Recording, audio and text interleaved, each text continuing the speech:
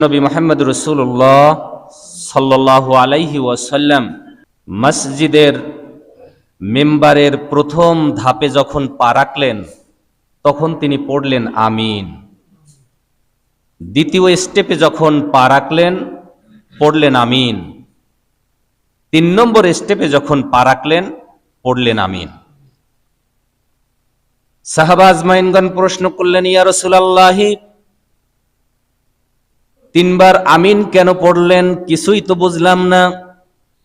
আল্লাহর নবী বললেন, ও আমার সাহাবীরা, আমি যখন মেম্বারের প্রথম স্টেপে পা রাখলাম, জিবরাইল আমিন আমাকে বলল, ইয়া রাসূলুল্লাহ, আপনার উম্মতের মধ্যে যখন আপনার নাম স্মরণ করা হবে তখন তারা আপনার উপরে যদি দুরূদ না পড়ে ধ্বংস হয়ে যাক। আমি বিশ্ব নবী পড়লাম আমিন। তার মানে কবুল। এই হাদিস দ্বারা কি বুঝলাম? নবীজির নাম শোনা মাত্র পড়তে হবে সাল্লাল্লাহু আলাইহি ওয়াসাল্লাম। এটা পড়া ওয়াজিব। কোন মজলিসে যদি নবীজির নাম শোনা যায় অন্তত একবার পড়া ওয়াজিব।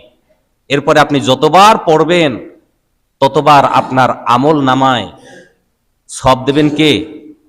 আল্লাহ রাব্বুল আলামিন।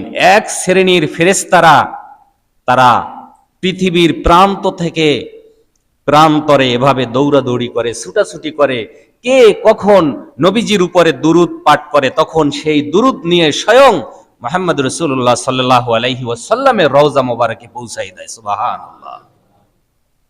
অন্তত আমরা আজকে থেকে এই আমলটা তো করতে পারবো ইনশাআল্লাহ। আমাদের নবীজির নাম যখন শুনবো সাল্লাল্লাহু আলাইহি ওয়াসাল্লাম পাঠ করব। আল্লাহ রাব্বুল আলামিন আপনার আমলনামায় আমার আমলনামায় 10টি নেকি লিখে দেবেন। সুবহানাল্লাহ। 10টি সগীরা গুনাহ মাফ করে দিবেন। সুবহানাল্লাহ। দ্বিতীয় স্টেপে যখন পা রাখলেন পড়লেন আমিন। সাহাবীরা প্রশ্ন করল, ইয়া রাসূলুল্লাহ, দ্বিতীয় ধাপে যখন পা রাখলেন আমিন পড়লেন কেন? নবীজি বললেন, ও আমার সাহাবীরা, আমার উম্মতের মধ্যে যারা রমজান মাস পেল অথচ গুনাহ মাফ করাইতে পারে নাই, রমজান চলে গেল গুনাহ থেকে ফিরতে পারে নাই, গুনাহ মাফও করাইতে পারে নাই, তারা ধ্বংস হয়ে যাক। জিবরাইল আমিন এই কথা বলল, আমি বিশ্বনবী বললাম আমিন। তার মানে এটাও কবুল। রমজান পেল, রমজান চলে গেল, কিন্তু গুনাহ মাফ করাইতে পারে নাই, আগের চরিত্রই থেকে গেল, আগের মন মানসিকতা রয়ে গেল।